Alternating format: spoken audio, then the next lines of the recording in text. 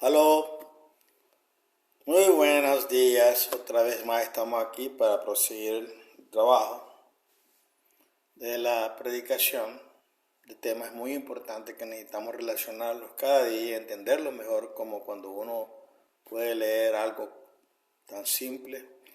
Estoy tratando de hacer todo esto muy simple, hablando en un contexto de nuestra vida y de nuestra historia, ya que muchas cosas que se hablan afuera están fuera del contexto histórico y el contexto, podemos decir, de los problemas que tenemos alrededor del mundo, de las naciones, y el contexto social e espiritual. Hemos estado hablando acerca de las 4 bestias del Apocalipsis. Les dije yo que iba a dar estos temas por lo menos en 4 diferentes videos. Hoy me toca hablarle acerca del tercer tema relacionado a la profecía de las 4 bestias. Al mismo tiempo le quiero dar gracias al Señor por las bendiciones recibidas cada día, la estabilidad de mi señora, su salud mejorando. Le agradezco a aquellos hermanos que han estado orando por esta familia, así como yo oro por ustedes, pues es en mi mente todo el tiempo orar por la familia. Así. Hagan partícipes a otros de las bendiciones del Señor y les hablen de estos temas maravillosos que no se da muy a menudo en las iglesias. Se habla de otra historia. Parece que estamos jugando en diferentes canchas, sí, así es. Y parece que avanzan más ellos que nosotros. Bueno, ya llegará el tiempo en que nos vamos a confrontar con verdades eternas durante un periodo que se llama la Gran Tribulación. Por el momento ahora hacemos lo que el Señor nos da. Estábamos hablando acerca de las profecías. Vamos a hablar del profecía número 2 que está en Apocalipsis 12:7 al 14:5. Si a esta segunda profecía se le pudiera dar un título, le llamaría El odio de Lucifer por la mujer. Esta profecía cambia nuestro enfoque del odio de Lucifer hacia Jesús a su odio hacia la mujer. Los seguidores de Jesús ya hemos notado que la primera profecía comenzó con el nacimiento de Jesús y terminó con Lucifer persiguiendo a la mujer por el desierto durante 1260 años. Esta profecía comienza con una guerra el domingo de resurrección, Apocalipsis 12:7, y termina con los 144,000 parados alrededor del Cordero en el monte Sión y cantando una nueva canción, Apocalipsis 14:5. La primera escena de esta profecía comienza triunfalmente. Jesús ha expulsado a Lucifer del cielo. La escena final de esta profecía también terminará triunfalmente. Juan ve a los 144,000 de pie con Jesús en el monte Sión. La escena final, muy importante para las personas que vivirán durante la gran tribulación, porque la mayoría, si no todos, de los 144,000 morirán en el cumplimiento del deber y el remanente de la mujer será totalmente diezmado. Daniel 12:7, Apocalipsis 13:7. Pero no se desanime. El día de la victoria llegará, aunque el remanente de la mujer será aplastado hasta quedar irreconocible y los malvados se regocijarán temporalmente. La victoria sobre la bestia parecía un leopardo, la bestia parecía un cordero. La imagen de la bestia y la marca de la bestia seguramente llegará a su fin, los santos de Dios. Esto exige paciencia y fidelidad por parte de los santos, Apocalipsis 13:10. Bienaventurado el que espera y llegue al fin de los 1335 días, Daniel 12:12. Al estudiar esta profecía es importante que vea 4 segmentos cronológicos. Primero, hay guerra en el cielo y persecución de la mujer durante 1260 años.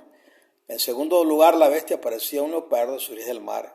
En tercer lugar, la bestia parecida un cordero se levanta de la tierra. Finalmente, los 144,000 son llevados al cielo para reunirse alrededor de Jesús. Ahora mismo estamos viviendo entre el primer y el segundo segmento, Apocalipsis 12:17 y 13:1. En este punto de la historia de la tierra, hemos alcanzado una posición excelente. Podemos examinar la progresión de la profecía durante los últimos 2000 años y podemos mirar a la vuelta de la esquina y ver lo que vendrá en el futuro cercano. En otras palabras, esta profecía comenzó el domingo de resurrección y según mi cálculo faltan menos de unos 5 años para que se cumpla. Nota, por favor comprenda que si el tiempo dura más de 5 años, esto no tendrá ningún efecto en el significado del cumplimiento de esta profecía. Simplemente significa que mi cálculo sobre el paradero del año de los 12 años del pecado es incorrecto. Dicho esto, comencemos este estudio en Apocalipsis 12:7. Este es el primer versículo de una nueva profecía, porque según la regla 1 de la profecía apocalíptica, el orden cronológico se rompe entre los versículos 6 y 7. Tras palabras, la guerra en el cielo, versículo 7, ocurre antes de que el dragón persiga a la mujer hasta el desierto, versículo 6. Por lo tanto, comienza una nueva profecía porque se rompe el orden cronológico. El domingo de resurrección hubo guerra en el cielo. El domingo de resurrección, Miguel y sus ángeles lucharon contra el dragón y el dragón y sus ángeles contraatacaron, pero él no fue lo suficientemente fuerte y perdieron su lugar en el cielo. El gran dragón fue arrojado hacia abajo, esa antigua serpiente llamada Diablo, Satanás, que extravía al mundo entero, fue arrojado a la tierra y sus ángeles con el Apocalipsis 12, versículos 7 al 9. Estos versículos describen el segundo y último desalojo del cielo de Lucifer.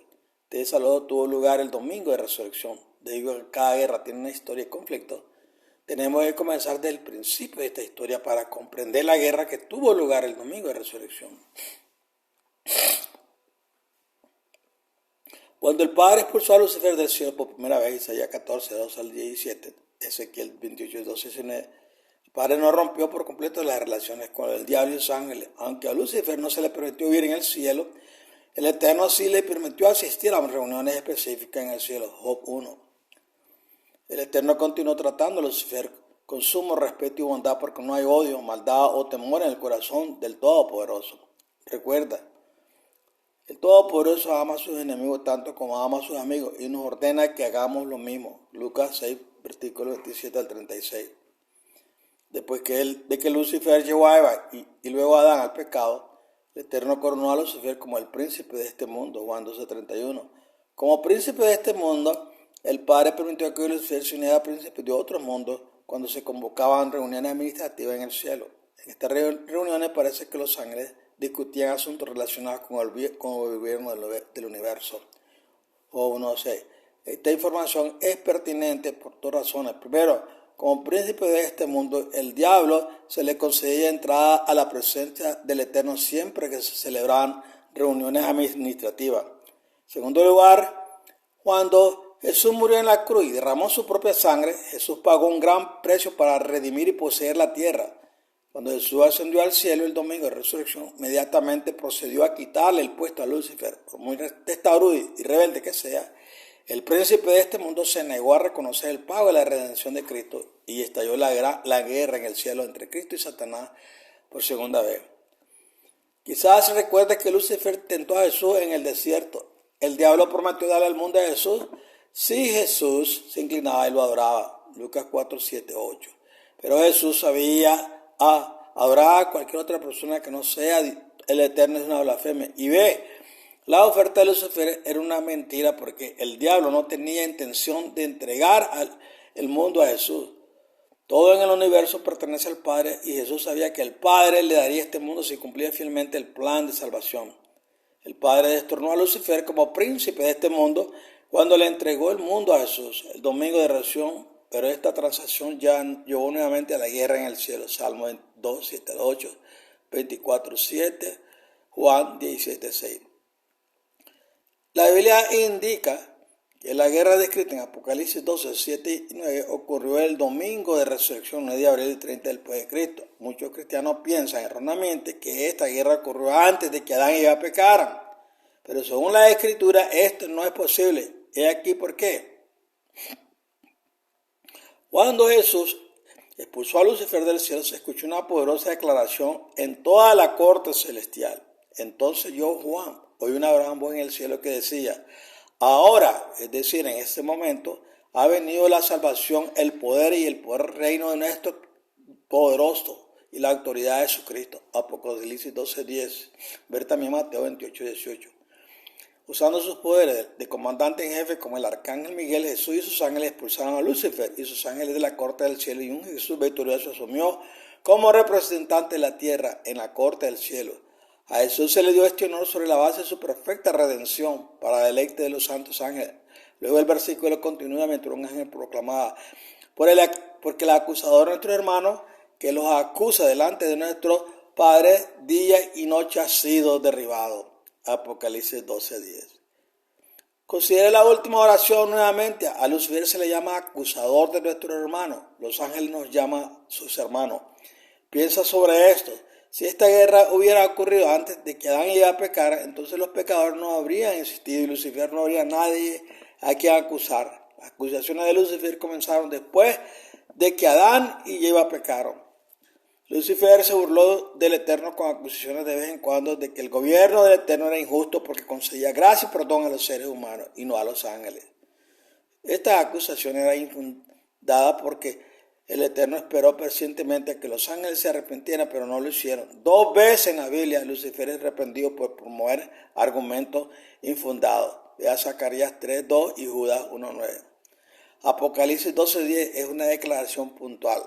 Ahora ha venido la salvación, el poder y el reino de nuestro Padre. Esta declaración solo podría hacerse después de que se hubiera pagado el precio y la salvación del hombre. Cuando Jesús salió de la tumba del diablo, los ángeles se dieron cuenta de su destino y no tenían intención de ceder a una derrota honorable. No cedería su asiento en la corte celestial como príncipe de este mundo a alguien a quien detestaba. La única manera en que el diablo se entregaría a Cristo era por la fuerza, y eso es exactamente lo que sucedió a Jesús. Él puso al diablo y a sus ángeles del cielo. Consideré el siguiente versículo y observé que la última palabra es breve. Esta palabra es significativa en este contexto porque la muerte de Lucifer se acerca. Si Lucifer tenía 100.000 años cuando fue expulsado del cielo, el domingo resuelven otros 3.000 años contando desde la muerte de Jesús hasta el final de los 1.000 años de Apocalipsis 20 son ciertamente cortos. Por tanto, alegraos cielos y los que moráis en ella, porque Jesús ha prevalecido y el diablo ha sido expulsado de aquí para siempre. Pero ay de la tierra y del mar, porque el diablo ha descendido a vosotros, está lleno de furia porque sabe que le queda poco tiempo. Apocalipsis 12:12. ¿Cuándo fue expulsado permanentemente el diablo del cielo? Es la pregunta. La Biblia dice que la guerra en Apocalipsis 12:7-9 tuvo lugar después del nacimiento de Jesús. Estudia la cronología que se declara en este texto. Cuando el dragón vio que había sido arrojado a la tierra, persiguió a la mujer que había dado a luz al niño varón. Apocalipsis 12:13. Podemos trazar este versículo de esta manera. Siguiente. A. El nacimiento de Jesús. B. La muerte de Jesús. C. El diablo expulsado del cielo. D. El comienzo de los 1260 años. Y Y. Herida mortal infligida al papado. No hay margen de maniobra. El versículo 13 dice que después de que el diablo fue expulsado del cielo, persiguió a la mujer que había dado a luz un hijo varón. Por lo tanto, la guerra de Apocalipsis 12:7 tuvo que ocurrir entre el 4 a.C. y el 538 después de Cristo. El diablo es expulsado del cielo por segunda vez. Hay un pasaje más en la Escritura que debemos considerar. Unas horas antes de su arresto y muerte, Jesús fue al templo y dijo: ahora mi corazón está turbado. ¿Y qué diré? Padre, sálvame de esta hora. No, fue por eso mismo que llegué a esta hora. Padre, glorifica tu nombre. Entonces vino una voz del cielo: lo he glorificado y lo glorificaré otra vez. La multitud que estaba allí y oyó dijo que había sido un trueno. Otros decían que un ángel le había hablado. Jesús dijo: esta voz era para tu beneficio, no para el mío. Ahora, en este momento, es el momento del juicio sobre este mundo. Es decir, ahora ha llegado el momento de la verdad para ver quién ganará la contienda por la tierra. Ahora, en este momento, el príncipe de este mundo será expulsado del cielo, perderá su asiento en la corte del cielo como representante de la tierra. Juan 12, versículo 27 al 31. Al agregar Juan 12 a nuestro estudio podemos reunir 3 hechos. Primero, Apocalipsis 12:10 es un anuncio puntual. Ahora han venido la salvación, el poder y el reino de nuestro Dios y la autoridad de Jesucristo, porque el acusador de nuestros hermanos, que los acusaba delante de nuestro Padre día y noche, ha sido derribado. Esta declaración solo podía hacerse después de A. que se hubiera pagado el precio de la salvación, y B. que el diablo hubiera sido expulsado permanentemente. Cuando el Padre viste a un pecador arrepentido con la vida perfecta de Jesús, el diablo no puede decir una palabra. En términos teológicos, los ángeles dijeron: la justificación ha silenciado al acusador de nuestros hermanos. En segundo lugar, Apocalipsis 12:13 no permite ningún margen de maniobra. La guerra en Apocalipsis 12:9 ocurrió entre el 4 antes de Cristo y el 538 después de Cristo. En tercer lugar, Jesús predijo en Juan 12, 26, 31 que el príncipe de este mundo sería expulsado del cielo.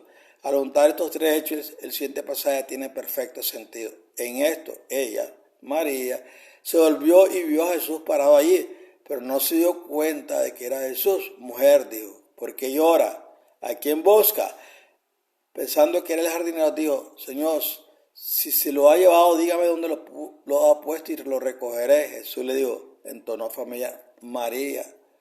Sus oídos conocían esa voz.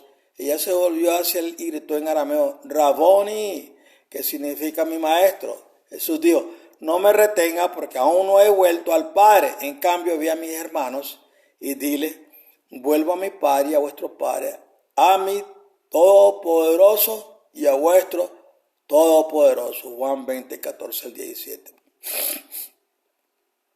Jesús regresaba a su Padre para poder expulsar a Lucifer del cielo. El Padre había prometido darle este mundo a Jesús y él tenía que ir a recibir su herencia. Aunque Jesús entregó su vida y obedeció perfectamente la voluntad del Padre, Lucifer todavía no estaba dispuesto a ceder su puesto a Jesús y renunciar. Su odio a Cristo produjo la segunda guerra en el cielo. Una vez más, Lucifer fue expulsado del cielo a la velocidad del rayo, esta vez para siempre. Después de repasar los antecedentes del largo conflicto entre Cristo y Satanás, esta advertencia es más fácil de entender. Pero ay de la tierra y del mar, porque el diablo ha descendido a vosotros. Está lleno de furia porque sabe que le queda poco tiempo. Apocalipsis 12, 12. Mira la boleta de calificación de Lucifer. 1. Lucifer y un tercio de los ángeles se rebelaron contra el Eterno. Lucifer intentó quedarse en el cielo. Fallido. 2. Lucifer engañó a Adán y Adán también cayó. Lucifer se convirtió en príncipe de este mundo. Éxito. 3. Lucifer llevó a los antediluvianos a desafiar abiertamente al Todopoderoso. Tuvo éxito. 4. Lucifer llevó a los israelitas a la apostasía una y otra vez. Victorioso. 5. Lucifer intentó matar a Jesús al nacer. Le falló. 6. Lucifer intentó que Jesús en su momento más débil lo adorara. Fallido. 7. Lucifer intentó mantener a Jesús en la tumba sellándola con una piedra enorme. Fallido. 8. Lucifer intentó mantener su posición en el gobierno del cielo. Falló. 9. Lucifer trató de mantener en secreto la verdad sobre la resurrección de Cristo. Falló. 10. Derrotado y aborreciendo a Cristo, Lucifer intentó destruir a la mujer durante 1260 años. Fallido. La mujer huyó al desierto. La mujer huyó al desierto a un lugar preparado por Dios para ella, donde podría ser cuidada durante 1260 días. Lo vencieron por la sangre del Cordero y por la palabra de su testimonio. No amaban tanto su vida como para rehuir a la muerte. Apocalipsis 12:6 y versículo 11. Después de que Jesús ascendió al cielo, el diablo usó a los judíos y a los romanos para perseguir a los cristianos con un celo increíble. Los judíos odiaban a los cristianos porque estaban derribando las tradiciones del judaísmo. Recuerda la lapidación de Esteban y suele enfrentarse a Saúl en el camino a Damasco. Los romanos odiaban a los cristianos porque los romanos pensaban que los cristianos eran otra secta judía y cuidaban a los judíos y también los odiaban. Hoy en día, la mayoría de los cristianos no comprenden ni aprecian la persecución devastadora que cayó sobre la iglesia primitiva durante las primeras 5 siglos. Después de que Jesús regresó al cielo, los romanos obligaron a la mujer a esconderse, pero la implosión del imperio romano obligó al diablo a adoptar otro enfoque para mantener a la mujer fuera de la vista. Tenía muy pocas opciones, así que el diablo se unió a la iglesia en Roma. Trabajando a través de líderes de la iglesia de mentalidad carnal, Lucifer obtuvo el control de la iglesia visible. Por sorprendente que parezca, para el año 532 después de Cristo, la iglesia visible en realidad estaba persiguiendo a la iglesia invisible. El diablo estaba decidido a eliminar a la mujer, pero Jesús no le permitió destruir a todos sus santos. La Biblia dice, la mujer huyó al desierto a un lugar preparado para ella por el Eterno, donde podía ser cuidada durante 1260 años. Apocalipsis 12:6. Debido a que la sabiduría del Todopoderoso va más allá de la comprensión humana y debido a que sus caminos nunca se desvían del amor perfecto, a veces puede ser muy difícil entender al Todopoderoso. Nuestra comprensión del Todopoderoso y su amor puede estar a kilómetros de distancia de la de verdad. La división entre el Todopoderoso inmutable y nuestra comprensión finita de Él y sus planes pueden permanecer desconocidos hasta que ocurra una crisis. Por ejemplo, a millones de cristianos se les ha hecho creer en un rapto previo a la tribulación. Se niegan a aceptar la idea de que un Todopoderoso de amor permitiría que sus santos permanecieran en la tierra para sufrir persecución y daño durante la gran tribulación. Tengo varias objeciones a la teoría de un rapto pre-tribulación que compartiré antes de abordar el tema del Todopoderoso, si Él lo permite, que sus santos sufran persecución. Problema con un rapto previo a la tribulación. La Biblia no apoya un rapto pre-tribulación por varias razones, y aquí hay al menos tres. Primero, un rapto pre-tribulación requiere un juicio pre-tribulación. Para que esta teoría sea cierta, significa que el Todopoderoso tiene que juzgar a los vivos antes de que comience la gran tribulación para determinar quién puede ser arrebatado y quién debe ser dejado atrás. Además, esto también significa que si el Eterno juzga que una persona no es apta para el rapto, entonces ese pecador tendría una segunda oportunidad de recibir la salvación durante la gran tribulación. La Biblia refuta ambas ideas. En el segundo lugar, la Biblia dice que el diablo se está preparando para hacer la guerra contra la última mujer o el remanente. Entonces el dragón se enojó contra la mujer y fue a hacer la guerra contra el resto de su descendencia, aquellos que obedecen los mandamientos del Eterno y se aferran al testimonio de Jesús. Apocalipsis 12:17. La Biblia también dice que la bestia parecida a un leopardo hará guerra contra los santos durante la gran tribulación. Se le dio poder para hacer guerra contra los santos y conquistarlos. Apocalipsis 13:7.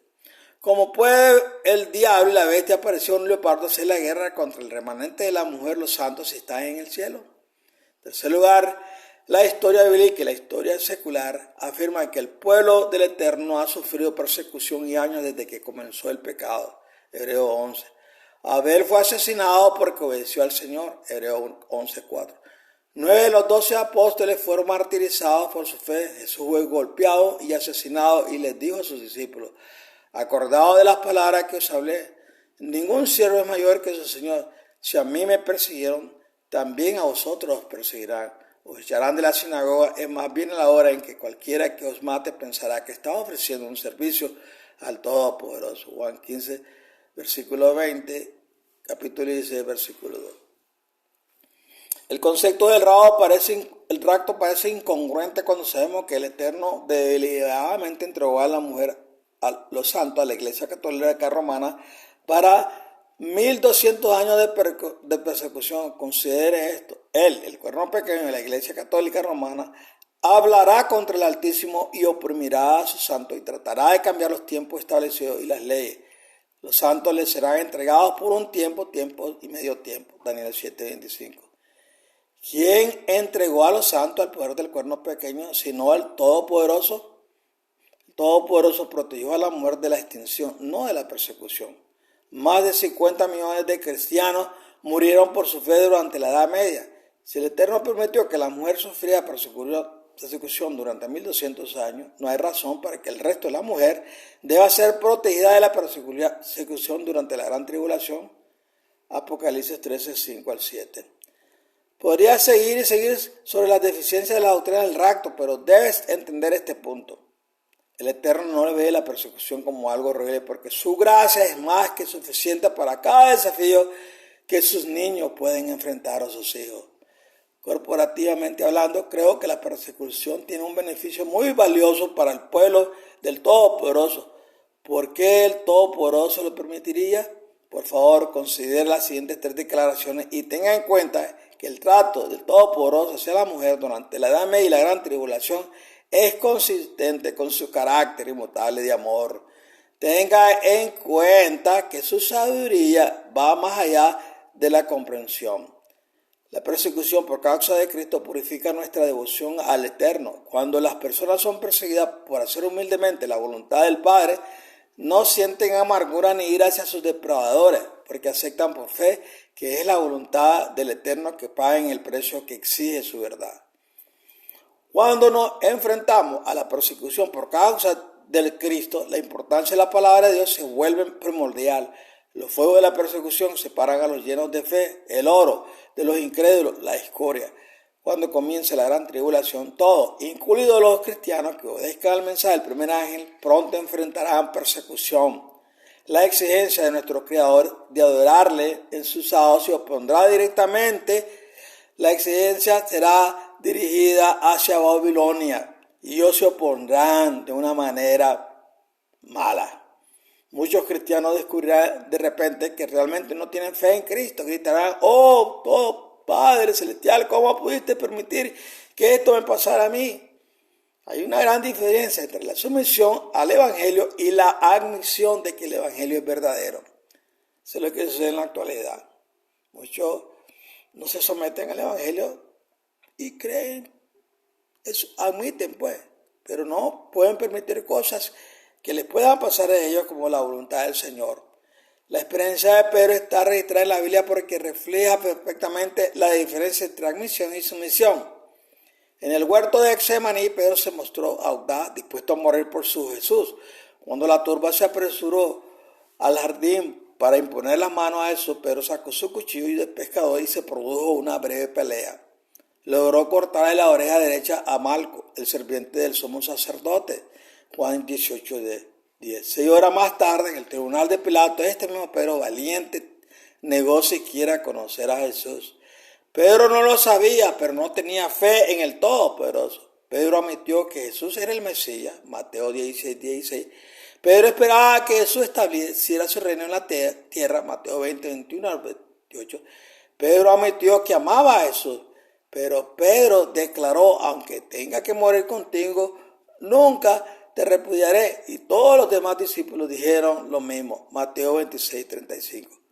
Cuando apareció la turba, Pedro demostró que estaba listo para luchar y morir por Cristo, pero en defensa propia.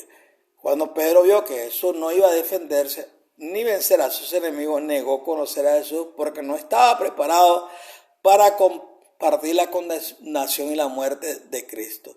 Una cosa es morir en defensa propia o en defensa del Todopoderoso y de la patria, pero otra cosa es sufrir la muerte sin otra razón por la que Dios requiere. Esta es la belleza de Isaac rendiéndose a su padre en el monte Moriah. Jesús dijo: si alguno quiere venir en pos de mí, que se niegue a sí mismo, tome su cruz, la voluntad de Dios, y me siga. Porque el que quiere salvar su vida la perderá, pero el que pierda su vida por mí la encontrará. Mateo 16, 24 al 25.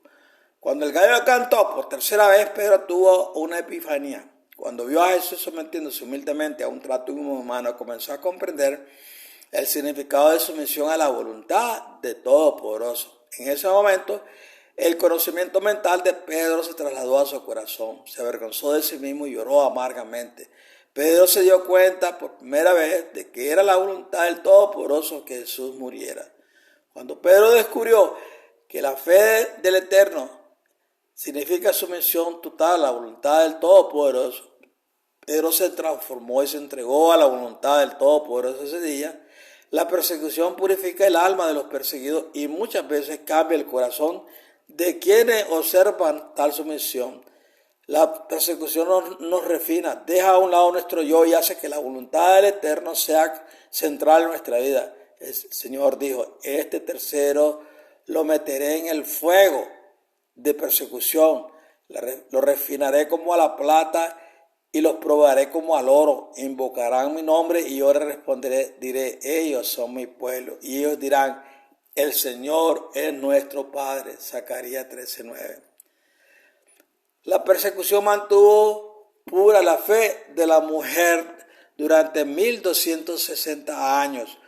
Cuando Jesús habló a las 7 iglesias en Apocalipsis 2:3, la fe cristiana tenía solo 65 años. Ya 6 de las 7 iglesias de Asia Menor habían sido corrompidas por doctrina falsa. Debido a que la religión mutó rápidamente, el Todopoderoso prometió que el diablo persiguiera a la mujer hasta el desierto. El Padre sabe que el desierto es un buen lugar para entrenar personas. Por eso llevó a Israel al desierto cuando salieron por primera vez de Egipto. Al uso que el Eterno hace del desierto lo llamó Universidad del Desierto. Cuando una persona, nación o iglesia es exiliada al desierto, hay que depender del Todopoderoso para todo. El desierto es un lugar implacable, hostil, solitario y no un lugar que permita la autocomplacencia y la autosuficiencia. La naturaleza carnal odia el desierto, busca placer y lujo y quiere la vida fácil. Sin embargo, el gozo se puede encontrar en el desierto porque la santificación expande la capacidad del corazón para amar al Eterno y al hombre y redirige nuestro motivo del egoísmo al servicio desinteresado. Desierto enseña discernimiento y perspicacia. Esta experiencia holística se llama caminar con Dios. Este es el relato de Noé. Noé era hombre justo y irreprochable entre el pueblo de su tiempo y caminaba con Dios. La sabiduría de Dios es perfecta. Tenemos que admitir que poner a la mujer en el desierto durante 1200 años tuvo que ser lo mejor que el Eterno pudo hacer por ella. La humildad es el suelo que nutre la fe en el Eterno. Las promesas del Eterno son la luz del sol y el Espíritu Santo es la lluvia. Vivir por fe es como ponerse una venda en los ojos, agarrarse del brazo de Cristo y seguirlo donde Él nos lleve. Cuando Jesús está guiando, no hay manera de saber a dónde va, pero tu destino es seguro. El pueblo de Dios suele estar solo en este mundo. Los familiares y amigos rara vez comprenden o aprecian la experiencia de fe. De hecho, los familiares y amigos a menudo se oponen a la experiencia de fe. Jesús dijo, los enemigos del hombre serán los miembros de su propia casa. Mateo 10:36. He mencionado estos asuntos porque hay alegría en el desierto y el Eterno cubre todo el alojamiento, comida, educación y seguridad para ti. Si es necesario, Él puede hacer que caiga comida del cielo y que fluya agua de las rocas. La mujer huyó al desierto a un lugar preparado para ella por el Eterno. Apocalipsis 12:6. El beneficio final que proviene de la persecución es la exclusión. La persecución mantiene a los que aman al mundo y las cosas de este mundo fuera de la iglesia invisible. Cuando el umbral para ser cristiano es fácil, la iglesia sufre. La iglesia visible se diferencia de la iglesia invisible de una manera interesante. Esta iglesia visible exalta la unidad a expensas de la verdad. La iglesia invisible exalta el avance de la verdad a pesar de las consecuencias sociales. Los puros de corazón son los pobres de espíritu, ego. Estas personas están dispuestos a hacer cualquier sacrificio que sea necesario porque solo buscan glorificar al Eterno y ayudar al prójimo. Jesús dijo, bienaventurados los que sufren persecución por causa de la justicia, porque de ellos es el reino de los cielos. Bienaventurados seréis cuando por mi causa os insulten, os persigan y digan toda clase de mal contra vosotros falsamente por mi causa. Alegraos, porque vuestra recompensa será grande en los cielos, porque así persiguieron a los profetas que fueron antes de vosotros. Mateo 5, versículos 10 al 12.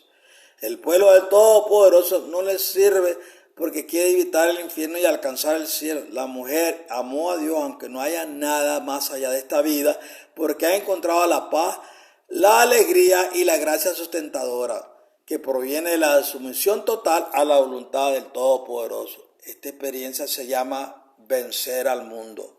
Ellos, los santos, le vencieron al diablo por su fe en la sangre del Cordero y por la palabra de sus testimonios.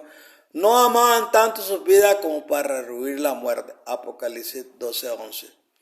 La mujer escapa. La Biblia describe los 1260 años que sufrieron los santos diciendo, a la mujer, la iglesia invisible, se le dieron 2 alas de gran águila para que pudiera volar al lugar preparado para ella en el desierto a donde sería llevada. Cuidar por un tiempo y medio tiempo fuera del alcance de la serpiente. Apocalipsis 12:14. El lenguaje de las 2 alas de una gran águila indica un escape milagroso no de la persecución, sino de la extinción. Algunos historiadores estiman que 50 millones de personas fueron martirizados por su fe durante la Edad Media, pero milagrosamente la iglesia invisible no pereció. Sin duda muchos protestantes desean tener las alas de una gran águila mientras languecían en inmundas calabozos. Aunque la profecía 1, Apocalipsis 12, 1 al 6, y la profecía 2, Apocalipsis 12, 7 al 14, 5, son profecías separadas y distintas. Los tiempos y la mitad del tiempo en el versículo 6 es el mismo periodo del tiempo que el 1260 días mencionado en el versículo 14. Debido a que la Biblia describe el mismo periodo de tiempo de dos maneras diferentes, sabemos que un tiempo y medio tiempo equivalen a 1260 días, años.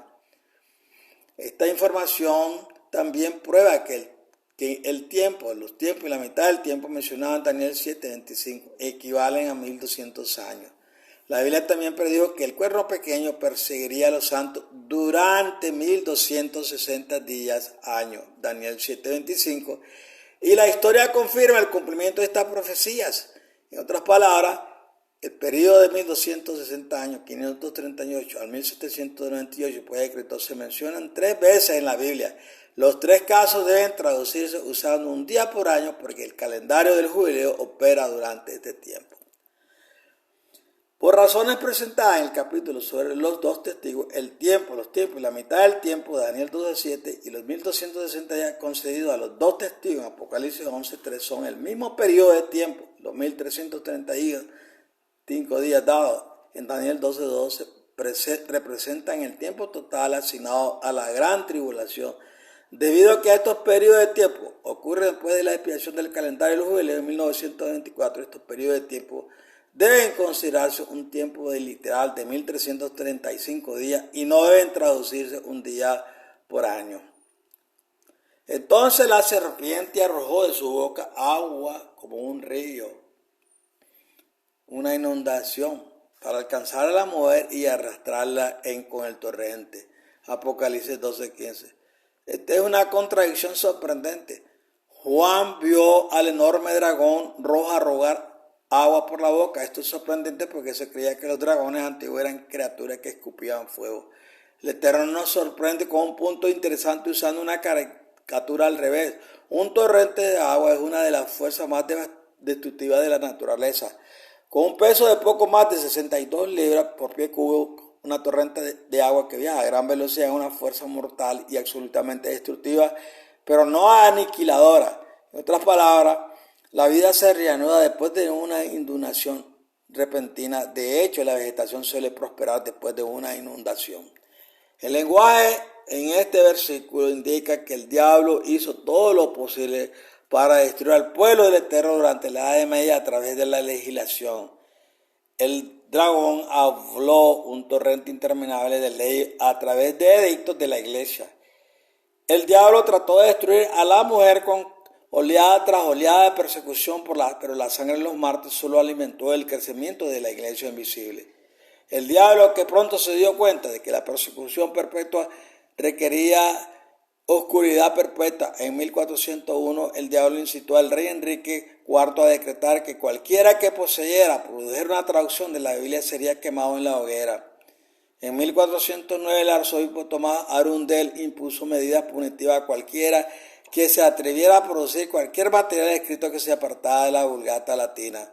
En otras palabras, los textos bíblicos no podían traducirse al idioma común de la gente. Esta y otras maneras crueles nos alejaron a la mujer de la Biblia. Antes de la invención de Gutenberg de los tipos móviles para imprentar en 1539, las Biblias eran muy raras, pero el invento de Gutenberg permitió que floreciera la distribución de la Biblia. Por lo que el diablo impulsó a los líderes gubernamentales a prohibir la lectura de la Biblia.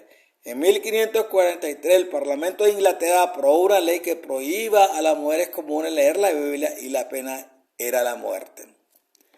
Utilizando a la iglesia como marioneta, el diablo hizo imposible que alguien estuviera en desacuerdo con el Papa o el sacerdote sin sufrir castigo más severo.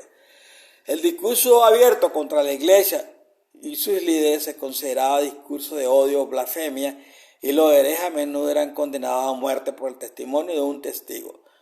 Cuando la iglesia gobierna el Estado, la libertad religiosa se convierte en un mito. La iglesia gobernada por el miedo, no por el amor. El diablo encontró una manera de atormentar a millones de católicos de buen corazón mediante falsas doctrinas. Por ejemplo, a los católicos se les hizo creer que la salvación requería la recepción de 7 sacramentos. En consecuencia, muy pocos feligreses hablaron de los excesos y abusos del clero, porque el cese de los sacramentos significaba la pérdida de la vida eterna. Durante 1200 largos y oscuros años, el diablo hizo todo lo posible para hacerle la vida imposible a la gente de Europa, ya fuera en la iglesia visible o en la invisible. Pero la tierra ayudó a la mujer abriendo su boca y tragándose el río que el dragón había arrojado de su boca. Apocalipsis 12:16. Después del diluvio de Noé, el Eterno dividió la tierra en continentes, Génesis 10:25. Durante miles de años, el Padre reservó una gran porción de tierra que algún día ayudaría a la mujer. Con el tiempo, esta parcela de tierra pasó a ser conocida como los Estados Unidos de América.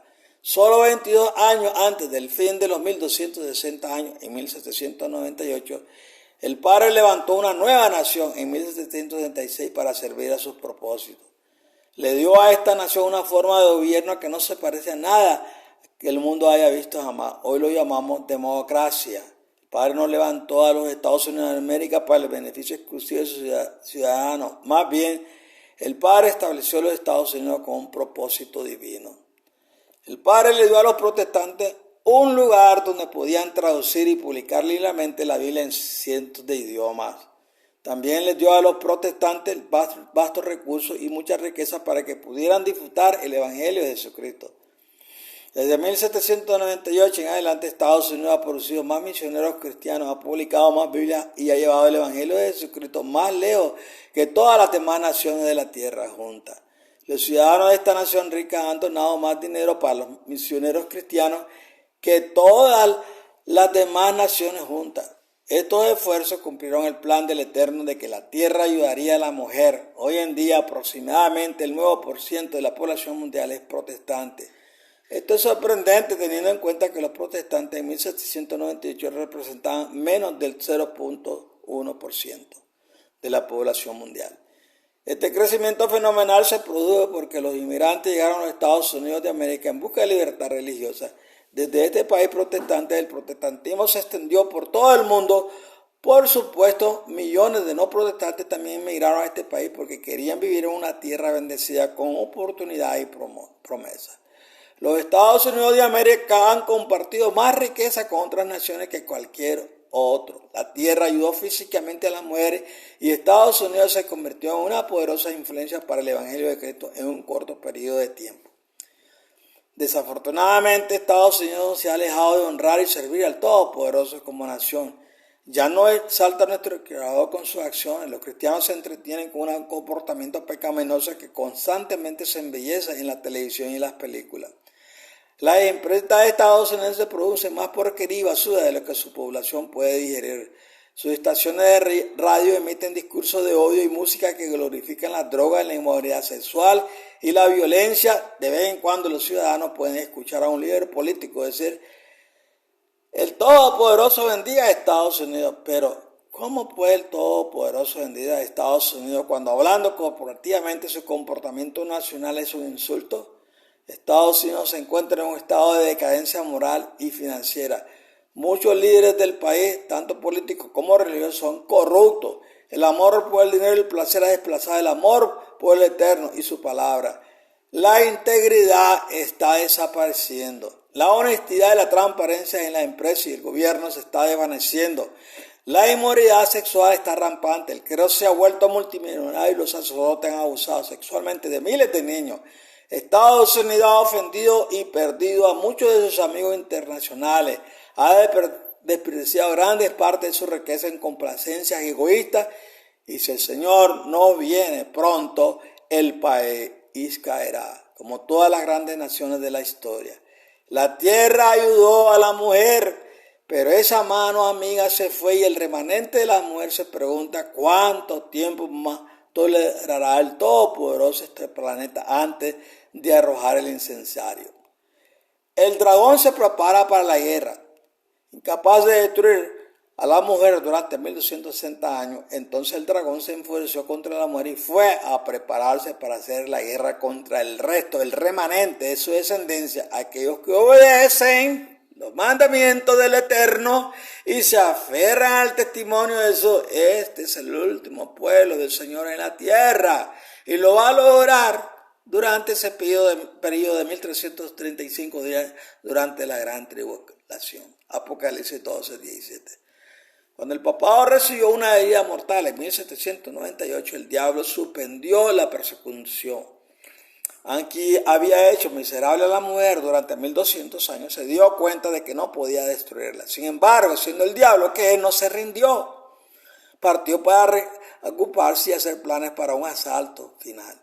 Lucifer y sus demonios saben todo acerca de la gran tribulación, entienden cada versículo de la Biblia, estuvieron presentes cuando tuvo lugar cada evento escrito en la Biblia y conocían personalmente a cada escritor bíblico y persona mencionada en la Biblia. Entienden las profecías de Daniel y Apocalipsis mejor que nosotros, y los demonios saben que se les dará una última oportunidad de destruir a los santos. Por supuesto, los demonios también saben que serán destruidos al final del drama del pecado. Como no pueden hacer nada al respecto, tienen la intención de destruir a tantos santos como sea posible antes de que llegue a su destino. Así es como funciona el odio.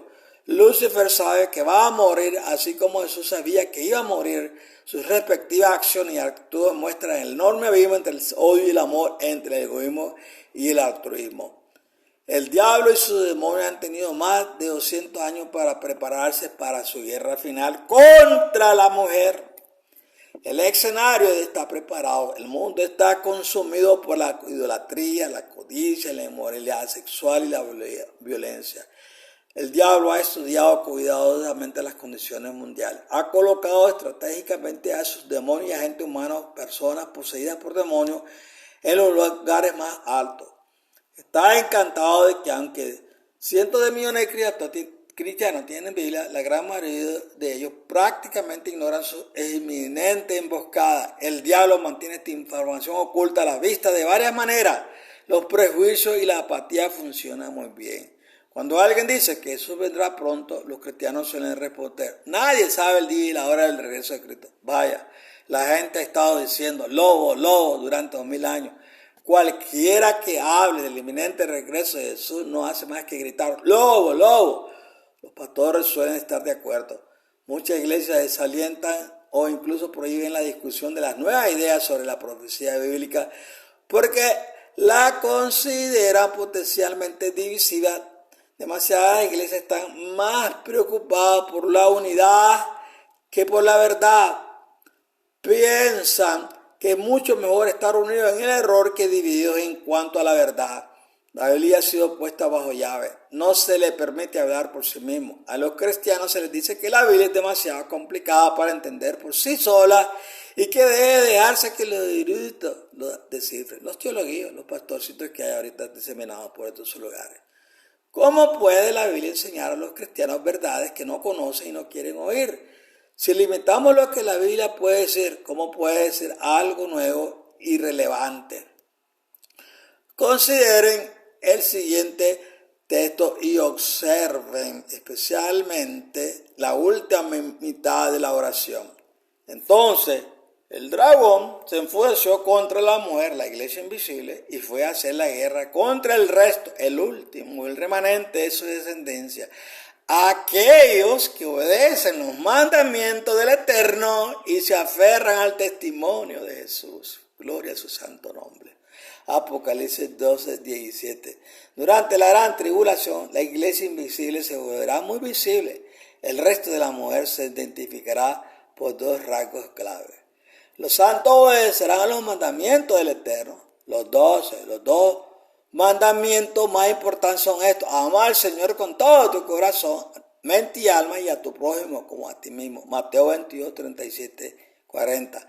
Las expresiones de amor al Eterno y al hombre no estarán definidas por los seres humanos. El cambio, nuestro cuadro ha definido que era el amor dentro de los 10 mandamientos. Los primeros 4 mandamientos declaran cómo se expresará el amor de Dios y los 6 mandamientos restantes definen cómo se expresará el amor a nuestro prójimo. Cuando hacemos las cosas requeridas por la ley, por amor al Eterno y al hombre, cumplimos la ley. Romanos 13:10. Actualmente la mayoría del pueblo del Eterno desconoce su obligación de obedecer a los 10 mandamientos, especialmente el cuarto mandamiento.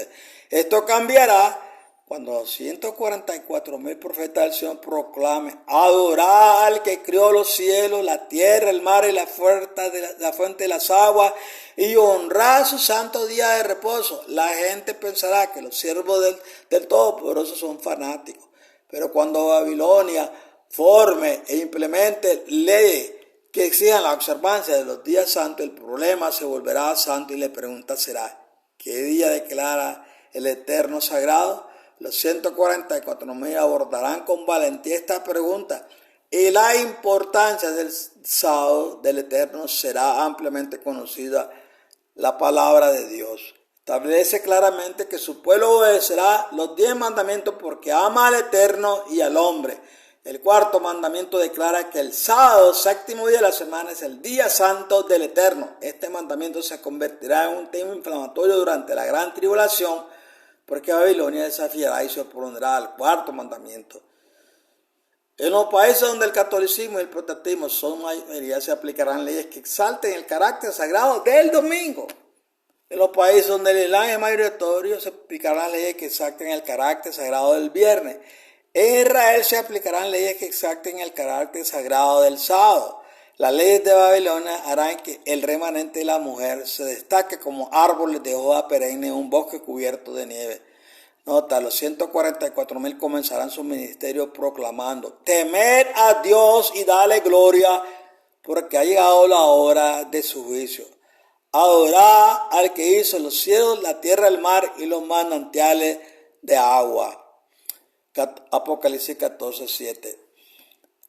La verdadera adoración es impulsada por el Espíritu Santo y es la respuesta natural de la obediencia amorosa. Jesús dijo: si me amáis, obedeceréis lo que os manda. Juan 14:15. No seáis como Caín, maligno, y asesinó a su hermano por celo. ¿Y por qué lo asesinó? Porque sus propias acciones eran malas. Presumió adorar al Eterno ofreciendo fruta en lugar de un cordero para el sacrificio, y las acciones de su hermano eran justas porque hizo lo que el Poderoso le ordenó. 1 Juan 3:12. Aunque en Israel se implementarán leyes sobre el carácter sagrado del séptimo día, el dilema judío será la adoración de Jesucristo. Los 144,000 proclamarán: adoren a Jesucristo en su día de reposo. Adora al Creador, aquel que hizo los cielos, la tierra, el mar y todo lo que existe. Colosenses 1:16. El pueblo del Eterno no adorará el sábado. Adorará a Jesucristo en su sábado. Recuerde, los 10 mandamientos definen cómo se debe expresar el amor. No hay ningún mandamiento de adorar a la ley de Dios. El mensaje del primer ángel será una exigencia a adorar a nuestro Creador, quien tiene doble derecho a nuestra muy adoración, una vez a través de la creación y otra vez a través de la redención. Segundo, el resto de la mujer también obedecerá el testimonio de Jesús. El testimonio de Jesús es el espíritu de profecía. Apocalipsis 19:10. Observe cómo funciona esto. Jesús hablará al mundo durante la gran tribulación. El Espíritu Santo hablará la palabra de Jesús a través de sus profetas. Así, 144,000 portavoces transmitirán la palabra de Jesús en tiempo real a un mundo que escucha, y los honestos de corazón reconocerán la voz de Jesús y lo honrarán obedeciendo a sus mandamientos. Mis ovejas escuchan mi voz, yo las conozco, y ellas me siguen. Yo les doy vida eterna y no perecerán jamás. Nadie podrá arrebatármelas de la mano. Juan 10, versículos 27 y 28. Piensen en esto, personas de todo el mundo, y realmente escucharán las palabras, el testimonio de Jesús saliendo de la boca de sus profetas. Este raro fenómeno ha ocurrido algunas veces en la historia y volverá a suceder durante la gran tribulación. El espíritu de profecía. El ángel dijo a Juan: soy consiervo tuyo y tu hermano que retienen el testimonio de Jesús. Alabar a Dios, porque el testimonio de Jesús es el espíritu de profecía. Apocalipsis 19:10. Incluso los ángeles obedecen el testimonio de Jesús. Hay una buena razón por la cual el testimonio de Jesús se llama espíritu de profecía. El testimonio de Jesús viene a través de un don especial, el don de profetizar, 1 Corintios 14:1. Durante la gran tribulación, los 144,000 profetizarán con frecuencia. Apocalipsis 10:7 y versículo 11. Expondrán cosas ocultas y secretas, tendrán conocimiento sobre asuntos que confundirán a sus enemigos. Recuerde cómo el Espíritu Santo le reveló a Pedro que Ananías y Zafira habían mentido sobre el dinero que recibieron por la venta de sus tierras, Hechos 5. Recuerde cómo Jesús conocía los pensamientos de los fariseos cuando sanó al paralítico que yacía en su camilla, Mateo 9:1-6. Recuerde cómo Daniel pudo interpretar el sueño dado a Nabucodonosor, aunque el rey no podía recordarlo, Daniel 2. Estas son muestras proféticas de lo que vendrán. Los 144,000 enfrentarán los pensamientos y pecados ocultos de sus enemigos. Los 144,000 realizarán milagros poderosos y sus enemigos quedarán asombrados y sin palabras. El don de profecía no debe confundirse con las tonterías que ocurren en muchas iglesias. Muchas personas profetizan según su propia imaginación y lo llaman una palabra del Señor. El poderoso odia esto. Cuando las personas afirman haber recibido una palabra del Señor, será mejor que digan la verdad o el Eterno lo destruirá por blasfemia. Véase Ezequiel 13. Le advierte eso a los falsos profetas que están regados en los Estados Unidos y en todo el mundo, que a cada rato están hablando solo tonterías y que la gente, los cristianitos de hoy, creen. No crean esas boberías, esas son basura. Cuando el Eterno Todopoderoso tiene algo que decir, habla, y hay una revelación de información que de otro modo se desconoce. Los profetas del Eterno se encuentran con Dios como si fuera una persona real, como una persona habla con otra. Génesis 32:30, Éxodo 33:1, Daniel 10:4-14. Considere consideradamente este versículo. Tenga cuidado. Oiga, yo, Juan, tu hermano y compañero en el sufrimiento, el reino y la paciencia que tenemos en Jesús, estuve en la isla de Patmos a causa de la palabra de Dios y del testimonio de Jesús. Apocalipsis 1:9. Juan estaba familiarizado con el sufrimiento por causa de Cristo. Fue exiliado en la isla de Patmos por obedecer la palabra de Dios en lugar de las leyes de los hombres y por hablar las palabras que Jesús le dio para hablar. Como profeta del Todopoderoso, Juan habló la verdad sin importar las consecuencias. Por eso estaba en Patmos. El espíritu de profecía es una espada poderosa, un testimonio inflamatorio en la palabra viva del Todopoderoso, Hebreos 4:12. Cuando Jesús habla a través de sus profetas, habla con perfecto conocimiento de cualquier situación. Jesús tiene a su disposición la sabiduría divina y el poder penetrante de su espíritu. Cuando un profeta da el testimonio de eso, las personas con corazones rebeldes quedan derrotadas, furiosas y sin palabras.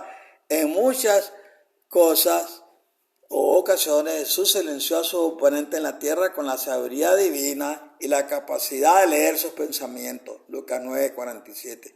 Este increíble regalo explica por qué la vida de los profetas de Israel fue más bien corta. Cuando estuvo en la tierra, Jesús lamentó la muerte prematura de los muchos profetas que había enviado a Israel. Él dijo: Jerusalén, Jerusalén, que mata a los profetas y apedrea a los que te envían. ¿Cuántas veces quise reunir a tus hijos como la gallina reúne a sus polluelos debajo de sus alas y no quisiste? Mateo 23:37. Los 144,000 profetas del Señor darán el testimonio de eso sin desviarse, sin palabra de comadreja, o sea, sin temor. Y esto enfurecerá a sus enemigos, como aprendemos de nuestro estudio sobre los dos testigos. Los 144,000 permanecerán fieles, dirán la verdad sin tener en cuenta las consecuencias. No se encontró mentira en sus bocas, son irreprochables. Apocalipsis 14:5. Cuando veamos el sufrimiento que los 144,000 experimentarán para dar el testimonio de Jesús, la palabra de Apocalipsis 14:5 se volverán profundas. Hasta ahora hemos examinado cada versículo del Apocalipsis 2. Aunque la profecía 2 no termina en el versículo 17, este es un buen lugar para resumir todo lo que hemos aprendido hasta ahora de Apocalipsis 12. Profecía 1, Apocalipsis 12, 1 al 6. Primero, Juan vio a una mujer embarazada parada en la luna vestida con manto glorioso. 2. Juan vio un enorme dragón rojo parado frente a la mujer, listo para devorar a sus hijos en el momento en que naciera. 3. Juan vio al niño varón llevado al cielo, el trono del Todopoderoso. 4. Juan vio al dragón perseguir a la mujer hasta el desierto durante 1260 días, años. La profecía 2, Apocalipsis 12, 7 al 14, 5. 1. Juan vio al diablo expulsado del cielo el domingo de resurrección. Juan vio al diablo perseguir a la mujer por el desierto por un tiempo, tiempos y medio tiempo. 3. Juan vio al diablo arrojar una gran torrente de agua de su boca. La metáfora de una inundación indica que el diablo intentó arrastrarla con oleadas de persecución. 4. La tierra ayudó a la mujer. El Padre levantó a los Estados Unidos en 1776. Esta nación permitió a los protestantes traducir y distribuir la Biblia y el Evangelio de Jesús por todo el mundo. 5. Cuando el diablo vio rota la autoridad de la Iglesia Católica en 1798, comenzó a prepararse para un asalto final contra el resto de las mujeres. Está armado y listo. 6. La mujer será fácilmente identificada durante la gran tribulación. Los santos de Dios obedecerán a los 12 mandamientos y el testimonio de Jesús que está hablado a través de los 144,000. Bueno, hemos llegado a la parte de este estudio. Finalmente hablaremos del cuarto estudio en la siguiente ocasión. Por hoy estoy agradecido al Señor por la fortaleza que nos da para poder proseguir hablando de estas verdades. Claro que muchas personas que me escuchan están pensando, estas cosas son raras, yo no las he escuchado antes y no las voy a escuchar. Porque todos están interpretando las escrituras con sus reglas. Cada predicador y teólogo que está ahí está enseñando sus reglas. Y si no hay reglas válidas, como ya las he puesto anteriormente, están confundidos. Están haciendo una ensalada de fruta y no tienen cronológicamente cosas. O no usan reglas válidas para poder ayudarle al pueblo del Señor a que entienda mejor y que sea claro en este mensaje. Por eso le doy gracias al Señor por la oportunidad que me da de hablar a muchas personas que me siguen y que me escuchan. Algunos están aprendiendo y gracias al Señor por eso. Por ahora les deseo la bendición del Altísimo en su hogar, que las enfermedades sean sanadas y que el Padre permita que usted pueda tener claridad de estas cosas y sabiduría sobre esto para actuar, cambiar de paradigma, sentarse en su hogar, en su mesa, con su familia y hablar esta verdad y prepararlo, porque es hora de preparación. Y es hora que estemos poniéndonos, como dice el backpack, la mochila atrás, cargada de conocimiento maravilloso de la palabra y con el borde del Evangelio y su justicia, caminando hacia adelante, buscando o procurando hacer su voluntad y atraer a muchos a este conocimiento. Que la gracia del Señor esté con ustedes. Que me los bendiga. Les amo en Cristo. Y hasta el próximo video. Bye.